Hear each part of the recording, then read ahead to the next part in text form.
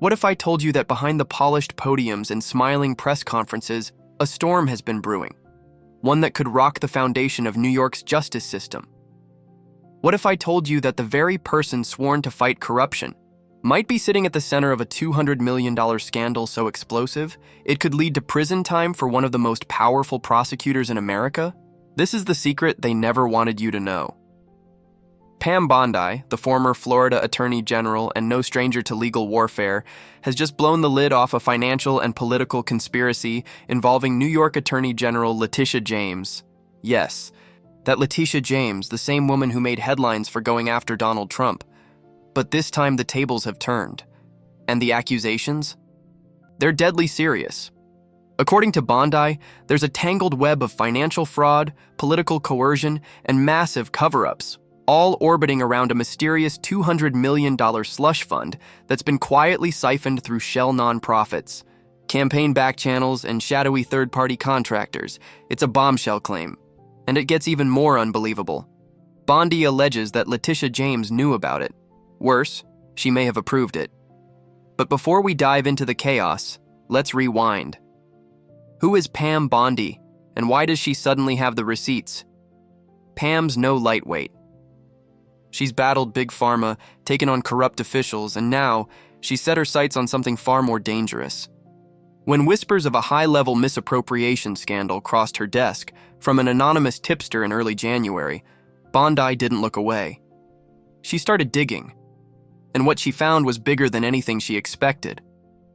The tip alleged that a public-facing official in New York's attorney general's office was personally benefiting from a multi-million-dollar fund, one that was supposed to go to community outreach, housing initiatives, and public health programs. Instead, the money disappeared, vanishing into obscure LLCs, forged grants, and offshore accounts. The evidence? Chilling. And every trail seemed to circle back to the same name, Letitia James. Pam didn't take the bait at first. She needed proof. And soon, it came, in the form of leaked emails, redacted financial reports, and a disgruntled former staffer willing to talk. Suddenly, the puzzle started snapping together, and the picture it formed, one of the most damning political betrayals in recent history. But this isn't just a story about dirty money. This is a story about how power, once corrupted, can be wielded to silence whistleblowers, bury evidence, and destroy anyone who gets too close to the truth. And now, Pam Bondi's life is about to change forever. Because once you pull a thread this big, you'd better be ready for what unravels. And trust me, what's coming next, it'll leave you breathless. Are you ready to go deeper? It started with a phone call, a blocked number. No caller ID, just a single ring on Pam Bondi's encrypted line, one she rarely used, reserved for confidential communications from former contacts in government and law enforcement. She almost let it go to voicemail. Almost. But something in her gut told her to answer. The voice on the other end was shaky, nervous, clearly using a voice modulator. "If you care about the truth," the person said, "check the files sent to your email in 10 minutes. Look for Project Orpheus." Then, the line went dead. Pam stared at her phone, heartbeat pounding. The name meant nothing to her, yet. But the tone? The urgency? She'd heard it before, back when she was building cases against cartels and pharmaceutical giants. It was the sound of someone risking everything. 10 minutes later, a file dropped into her inbox. Encrypted, protected, but traceable enough for Pam to confirm its origin. An email tied to a former contractor who had briefly worked in the New York AG's Financial Oversight Division. The file was titled, "James Funding Blackline V3. Pam clicked. What she found was a 96-page spreadsheet, poorly redacted, hastily scanned, that detailed internal financial reallocations over a 2-year period. Large sums of money, $2.3 million here, $5.6 million there, diverted from state-funded public projects to anonymous vendors with zero transparency. Some names were obscured. Others, right out in the open. And one line item buried deep in the document sent chills down Pam's spine. Transfer to Coalition for Urban Progress, $18,700,000. Authorized by L. James. Direct approval required. Pam froze. This wasn't just shady accounting. This was a direct link between Letitia James and funds being rerouted to an organization that, after a quick search, barely even existed online. No mission statement, no visible board of directors. Just a P.O. box in Albany and a disconnected phone number. This was it. The moment everything shifted. But as she started to dig deeper, Pam realized this was bigger than one shady nonprofit. The Coalition for Urban Progress was just the shell. Behind it were layers of dummy organizations, all registered under different states with vague purposes like consulting, public affairs, and community enrichment. In total, she tracked nearly $200 million being rerouted from public programs into private hands, many of which had direct campaign ties to Letitia James. Pam's pulse quickened. This wasn't just financial fraud, it was systemic abuse of public funds, possibly tied to a re-election war chest or worse, personal enrichment. Still, she needed help. Her first call was to David Kessler, a no-nonsense forensic accountant she'd worked with during the opioid lawsuits. Brilliant, reclusive, and obsessively detail-oriented, David had a talent for following money trails that most people missed. "Jesus, Pam," he muttered after reviewing the files she sent. "You realize what this is, right? This isn't sloppiness. This is intentional laundering, layered, professional. Somebody built this to never be found." Pam nodded, voice low. "I think she built it herself." But even as they began piecing things together, obstacles appeared. 3 days into their investigation, David's office in D.C. was broken into. Laptops were taken, hard drives gone. Oddly, nothing else was touched. No jewelry, no cash, no personal items. Just his research. They got the message.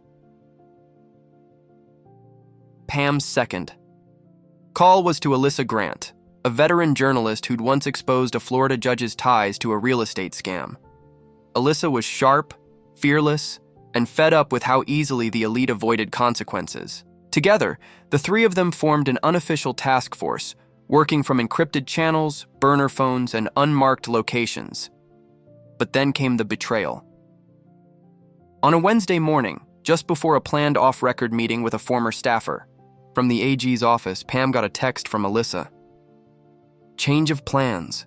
Meet at the other spot. We're compromised." She never made it. Alyssa was intercepted by unknown agents posing as federal investigators, except they weren't from the OJ. They confiscated her equipment, warned her to drop the story, and left her stranded in a parking garage. Shaken but undeterred, Alyssa knew they were getting close to something nuclear, and just like that, Pam's world went from dangerous to downright explosive. The game had changed. This wasn't about uncovering fraud anymore, it was about survival. About exposing something so deep and so protected, it threatened to upend careers, institutions, and reputations at the highest levels. Letitia James wasn't just an official under fire. She was a fortress. And Pam Bondi? She had just declared war. Pam Bondi wasn't just chasing a scandal anymore. She was dancing through a minefield. Every step forward came with a new threat, a fresh betrayal, and clues that hinted this conspiracy wasn't just financial. It was political, institutional, and if she wasn't careful, it could be deadly. The morning after Alyssa's ambush, David showed up at Pam's Tampa safe house, pale and sweating. He hadn't slept. "They've been in my systems," he muttered, frantically flipping open his laptop. "They didn't just steal my drives, they backtracked everything. My cloud backups, my call logs, even old case files, they're scrubbing me." Pam's jaw clenched. "You think it's federal?" David shook his head. "Worse. Someone with access to federal tools, but no oversight. Could be a private firm. Could be a rogue unit inside the AG's office." That's when they noticed the SUV parked down the street. Same one from the day before. Tinted windows. No plates. They were being watched. Pam doubled security, switched devices, called in a favor from a former NSA analyst who owed her a debt from years ago. But even with all the precautions, their progress started to stall. Every potential whistleblower suddenly vanished or went silent. Emails bounced. Phones disconnected. One source, a former grant administrator, emailed a single line before disappearing completely. They know. And just when things couldn't get more tangled, David uncovered a buried link that made Pam's blood run cold. A consulting firm based in the Bahamas called Rylark Group International had received $31 million across multiple shell transactions. Money that had originated from Letitia James's office. But the real kicker? Rylark Group's address traced back to a building co-owned by none other than Ronald Greaves, a longtime James ally and political fixer with deep ties to PACs, super donors, and even international interests. This was no longer about campaign slush. This was about global money laundering. Pam reached out to an old contact in the Southern District of New York, hoping to pass off evidence to someone above Letitia's chain of command. But when the meeting time came, the contact never showed. Instead, she got a voicemail clearly shaken. "I can't talk. They came to my house. They know you're digging. I'm out, Pam. I'm sorry." That night, Pam, David, and Alyssa gathered in the dark, sitting in silence, the weight of the truth pressing down. "This isn't just a scandal," Alyssa whispered.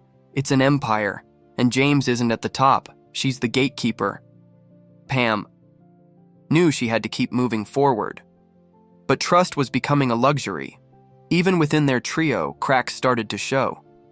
David, increasingly paranoid, started questioning Alyssa's sources. "How did they know where she was meeting the informant?" he demanded. "Either they hacked us or someone tipped them off," Alyssa fired back. "You think I sold us out? I'm the one who almost got disappeared." Tempers flared. Voices rose. For a moment, it seemed like the group might fracture altogether.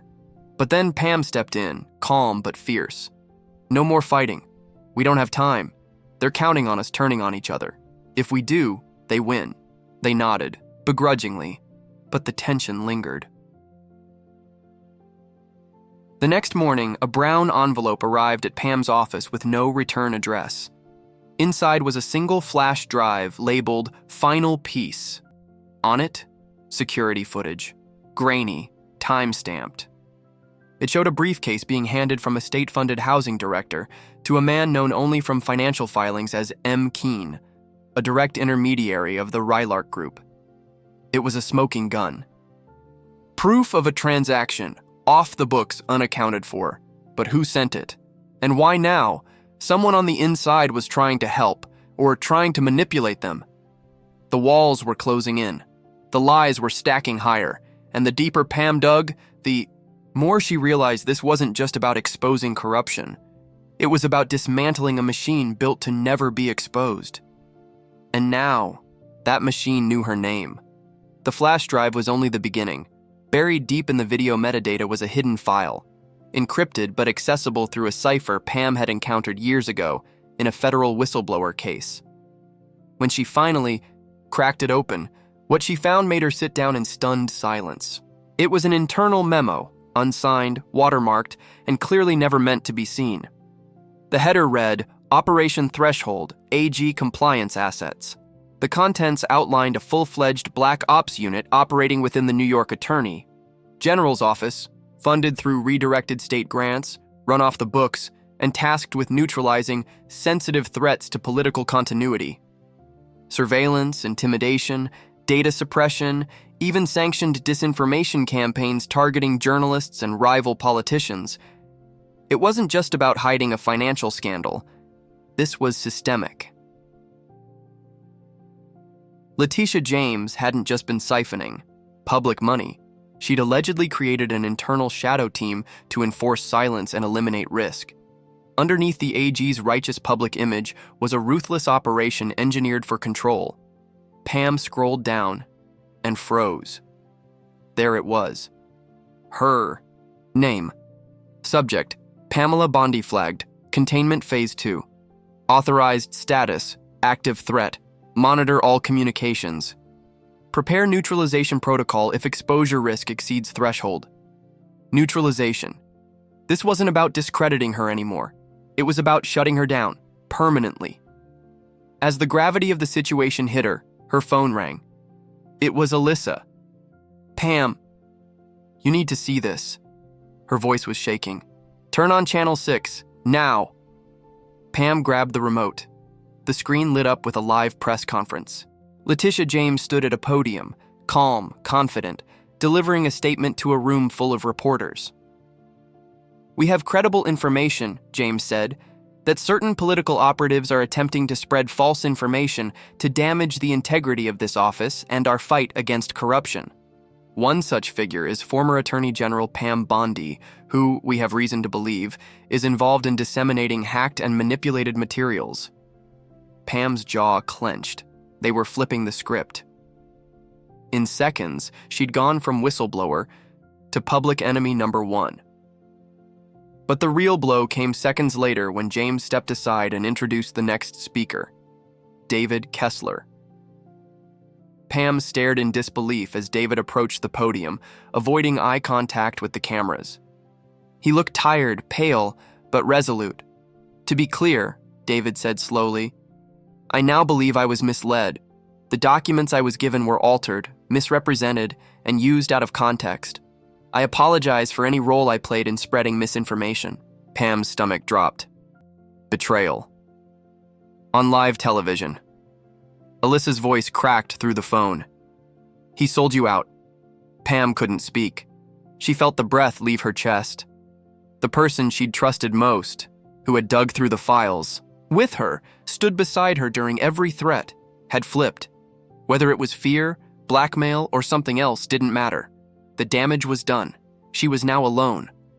But in that crushing moment, something shifted. A cold clarity settled over her. They had made a mistake. They thought breaking her spirit would end it. They didn't know Pam Bondi. Pam Bondi had been thrown to the wolves. The press devoured the narrative Letitia James had carefully laid out. Every major network ran with it. Pam Bondi caught in political smear plot. Former AG tied to leaked forgeries. The words were a firestorm, but Pam didn't flinch. She didn't run. She didn't hide, because this time she had nothing left to lose and everything to expose.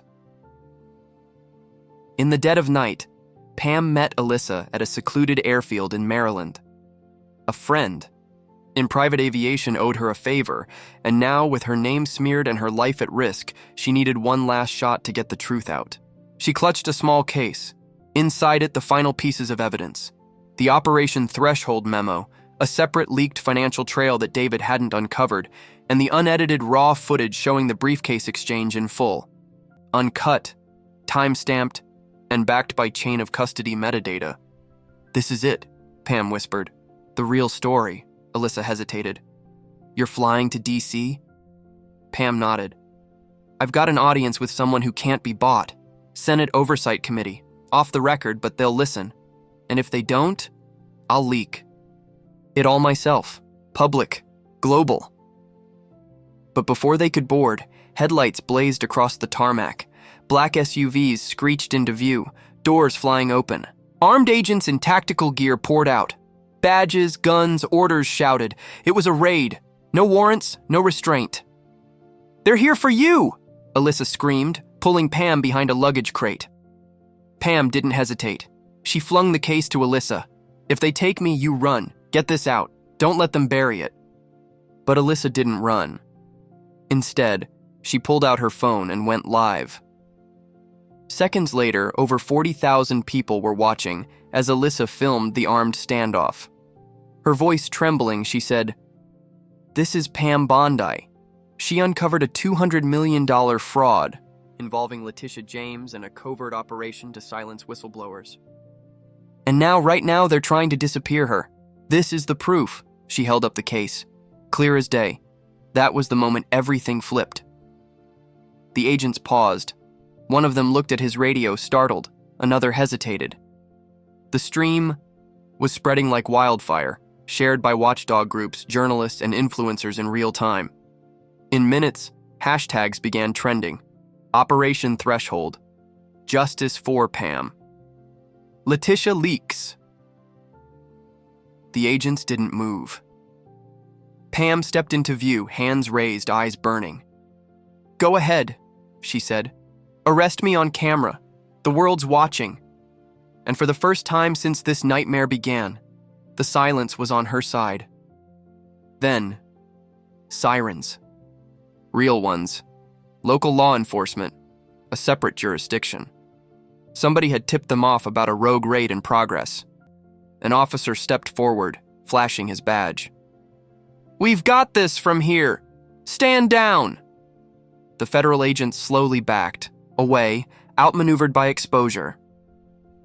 Pam exhaled. The case was still safe. The evidence was still intact, and the narrative, finally, was cracking. But this wasn't over. She had just lit the fuse. And now, Washington was about to explode. The fallout came faster than anyone expected. Within 48 hours, the Senate Oversight Committee had opened an emergency review. A bipartisan investigation team was assigned to dissect the files Pam Bondi submitted. Major outlets that once smeared her began to walk back their headlines, citing developing facts and ongoing analysis. But Pam didn't care about vindication. Not yet. She wasn't in this for glory. She was in it for justice. Letitia James, meanwhile, was nowhere to be seen. Her office issued a curt statement claiming she was cooperating fully with internal inquiries. But behind the scenes, rumors swirled. Staffers were resigning, files were disappearing, and insiders whispered about panic meetings held behind locked doors in Albany. The memo Pam exposed, Operation Threshold, wasn't just political misconduct. It was a blueprint for authoritarian control masquerading as legal protocol. As the Senate committee began digging deeper, they found evidence suggesting similar programs in other states, copycats or branches, potentially connected to national political figures. The rabbit hole was deeper than anyone imagined. But Pam, she was done running. She returned to Florida not in disgrace, but as a firebrand. The woman they tried to silence had become the one voice too loud to ignore. She gave interviews, not to sensationalize, but to lay out the facts. She gave testimony, not to condemn, but to warn. And most of all, she empowered other whistleblowers to come forward. Alyssa stayed by her side, now more than an assistant. She was Pam's right hand, confidant, and co-architect of a growing movement. Together, they built a watchdog network that began auditing public offices across the country, one state at a time. They called it Threshold Zero, because no more secrets would slip past unchecked.